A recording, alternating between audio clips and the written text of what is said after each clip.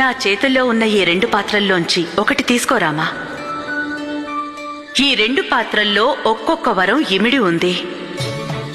కుడివైపు పాత్రలో ఉన్న పెరుగులో జ్ఞాన సంపద దాగి ఉంది.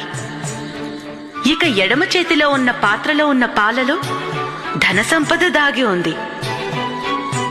నీకేది కావాలో ఆరగించురామా.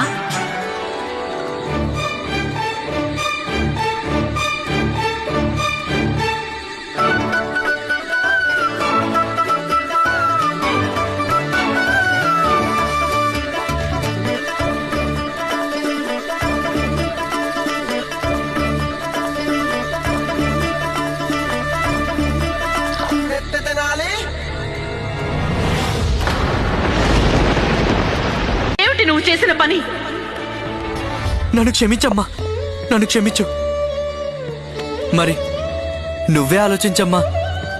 నేను ధన సంపద తాగిన పాత్ర ఆరగించి ఉంటే నాకు జ్ఞానం లభించదు. మరి జ్ఞానం లేకుండా ధన సంపద నిరర్థకం కదా. అలాగే జ్ఞాన సంపద పాత్ర ఆరగించి ఉంటే సంపద లేని జ్ఞానం ఉండే లాభమేమిటమ్మా? అందులో దారిద్ర్యం, ఆకలి తప్ప ఇంకేం మిగులుతాయి? ఏ మనిషికైనా ఆ 2 ఉండాలి కదమ్మా. విడిగా 2 నిరర్థకమే కదా.